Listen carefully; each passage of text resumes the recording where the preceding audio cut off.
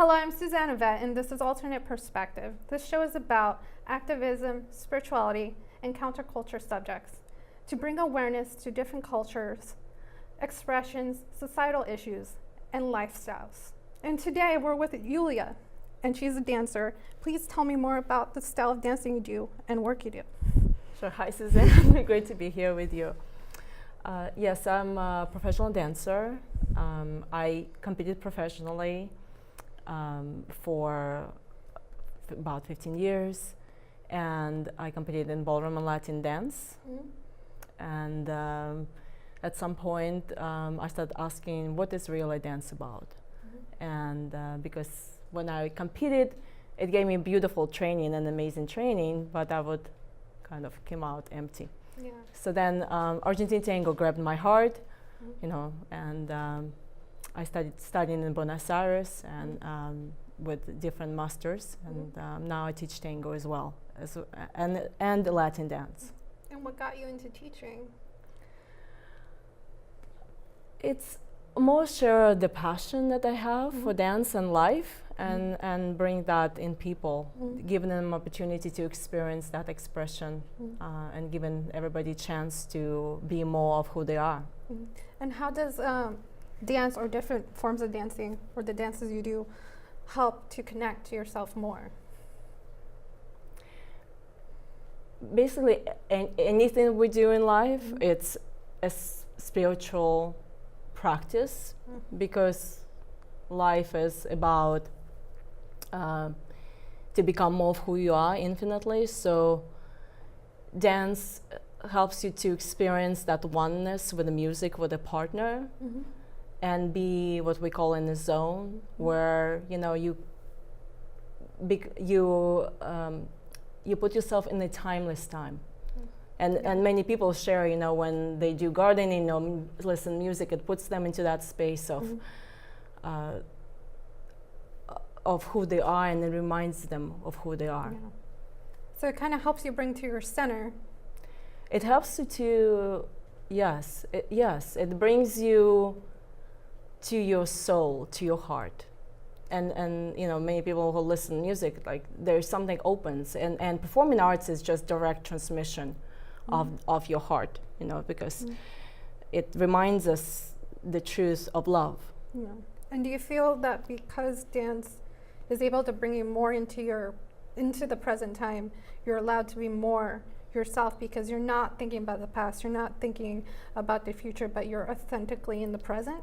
Beautifully said, Suzanne. Yes, exactly. It's that moment of being with yourself intimately, allowing yourself to be with yourself, basically, right? So it's creating that time for yourself to be with yourself, and then it sounds almost romantic. You're almost building a romantic relationship with yourself and getting to know the beauty and maybe even the ugly of yourself, but finding beauty in that. Beautiful. Yes, exactly. And it's get to know yourself. It's, I think, the biggest gift we can give ourselves being here on this planet. And when I say to get to know yourself, I don't mean at the level of identity, how we function in the world. It's more like know yourself at the core of your being and who you are. And then when you share that essence of yourself, of your unique essence of spirit, then people feel that. Yeah. I can also see that dance is also, if you feel your sexuality is very, contained, it could be a way to channel your sexuality and experience it and even rediscover it. Do you feel that's something dance could do? Definitely. And sensuality, sexuality, basically I see spirituality as integrated path, which means accepting all parts of yourself. And actually when we accept, all of our emotions, all our darkness, shadows, sexuality, sensuality, actually we are so much healthier. It's when it's suppressed, that's when, people start killing each other, or we have to, because it's rejected, and then it has to come out some way. But when we actually embrace all parts of ourselves and being present with all of who we are, then actually it transforms. No, I definitely agree. Especially like nowadays, I feel like spiritual bypassing is such a big thing going on, that you use spirituality to ignore the negative or to ignore your shadow. And like, then shadow is so important because like, yeah, maybe you got angry in the inappropriate way, but it doesn't mean the anger wasn't trying to tell you something. Maybe someone overstepped your boundary. And so you have every right to be angry. You just need to integrate the anger in a transformative way. Beautiful, yes, exactly. It's channeling it in the right direction. And then, you know, like, I know that the best art sometimes is created from pain. That's true. And that's what touches people, because they can feel the experience, the direct experience of transmission through art. Mm-hmm. And then that establishes that relatable, how you say, relating to another people. Mm-hmm. So we open up and start embracing ourselves as a humanity and who we are as humanity. Mm-hmm. And that's a beautiful process of this dance. You know, that's what I think artists do. They open that boundary and push the boundaries to express what is hidden in society or taboo in a society. No, I think that's fantastic. And you're very right on like art being an expression of like tragic stuff made the greatest work. You could even think of like some of the work of Van Gogh and even Oh, I have goosebumps when you said that, yes. the Guernica that was created through the destruction of the city town of Guernica, but it created this masterpiece of anti-war art. So art, like I do agree, whether it's performance arts or painting, this and that, Yes. the most amazing art unfortunately comes from the most tragic, but it could be the most transformative. It can be, exactly. And the same with dance, you know. I literally see people transform when, you know, they come from this busy world and they're all stressed. And, you know, I put the music on, I get them moving, and they just come alive. I see smiles on their faces. And even one of my students, he is a musician, he started channeling music and composing music based on his experiences with the dancers. Wow. So it's really, you know, one art opens up another doors to creativity. So yeah, it does help because it's like different arts just open different venues, or I guess perspectives of seeing different artworks, and they tend to translate because in the end, art is the human experience. it is. So in a way, they interconnect because the human experience is everywhere. He was just talking with you here, sharing the same mindset. Yes, Yeah. it's beautiful. And that's important, but it's also like you can think of like I'm looking for in many wars, or even like when the world wars happen, you could see the different transitions of art in art history of how these people express their art. I know in Dada, I think that was going on with one of the world wars. It kind of really showed that hopelessness of like, okay, like everything is up in the air and it's left to chance, and Dada is literally the mockery of art itself. But like that mockery of art itself is expressing like, I'm just frustrated, nothing is beautiful. Everything is a mockery.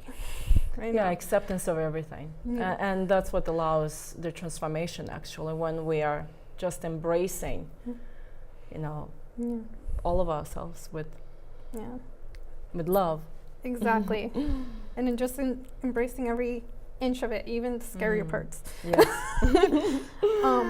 I do know we have a movement meditation, or have advice on connecting more to ourselves and our bodies.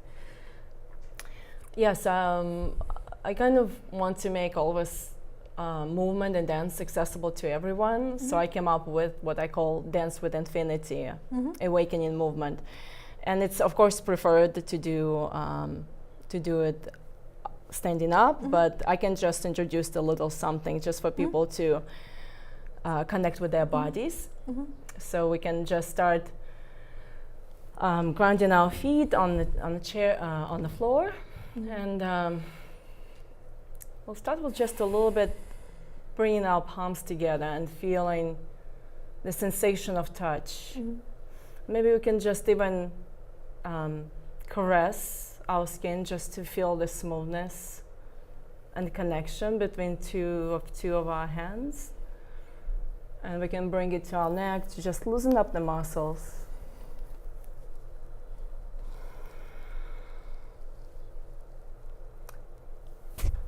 And we're going to just start rolling the shoulders. So this is kind of, you can do when at your workspace when you feel tense, and roll our head a little bit. And breathing. Yeah, that's important. Yes, you can notice how many times during the day we just hold our breath from that survival mechanism.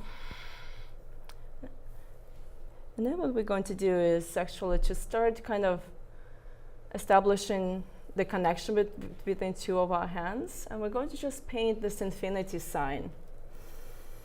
The back and forth, that figure 8 from side to side.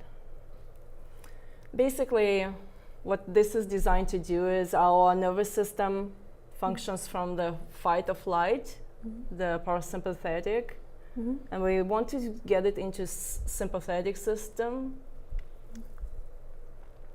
It functions from sympathetic, but we want to get to parasympathetic, where it's flowing. And then from this place, you can start to feel if there is any tension in your back, in your shoulders, or any parts of your body. And if allowing that fluidity of what you just did, kind of wash off the tension. And then allowing the light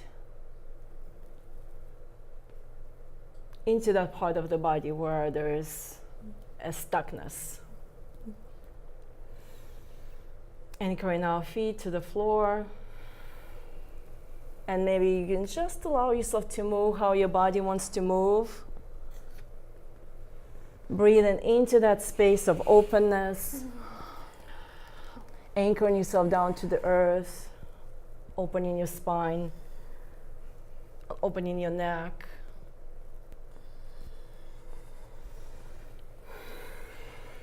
And keep bringing the fluidity into those stuck places.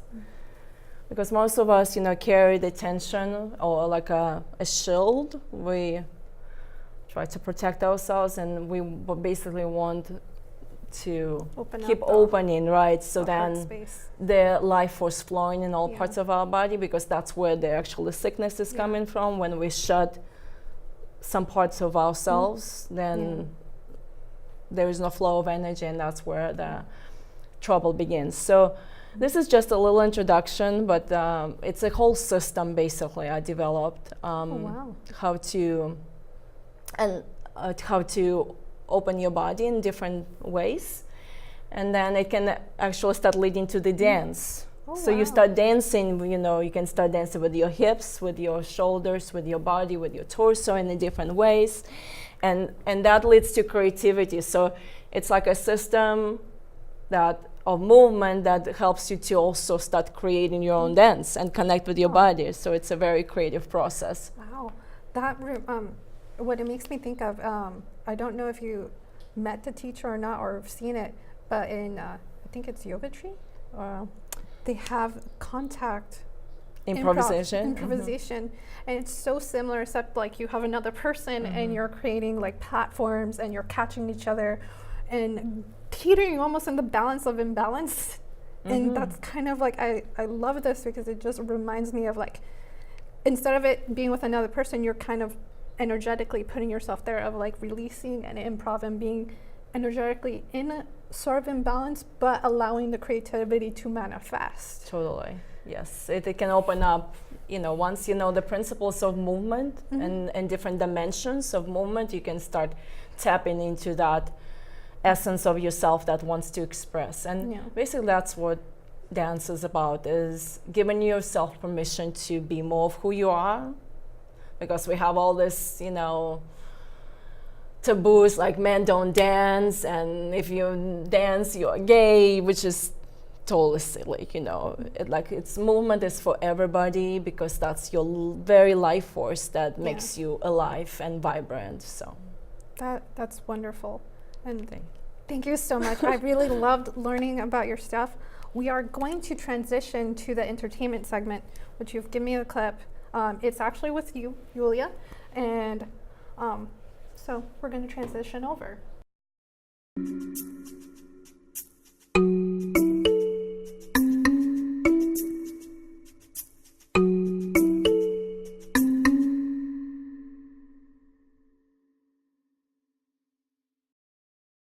So we're showing your clip. Could you tell us more information about the clip?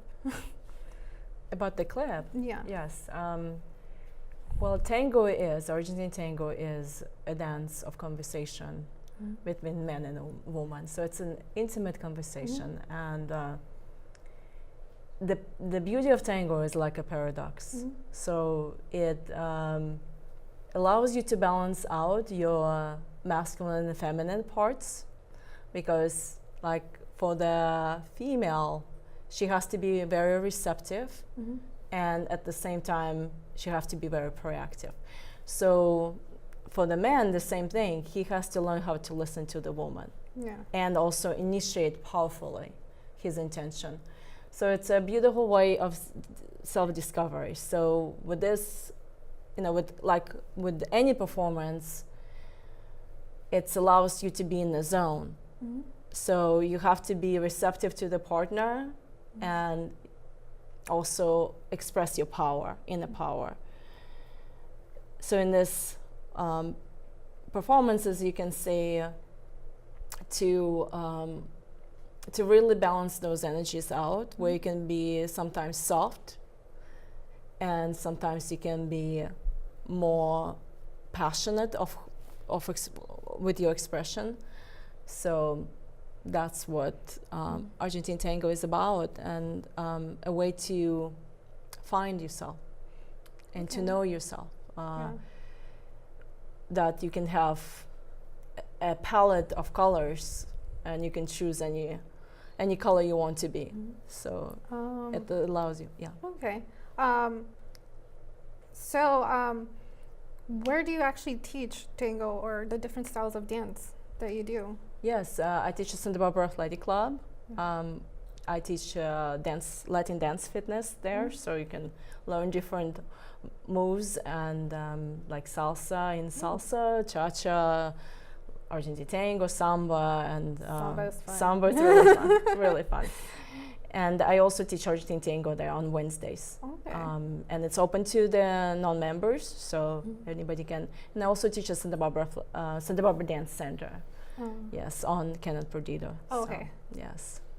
Oh, I'm looking for samba.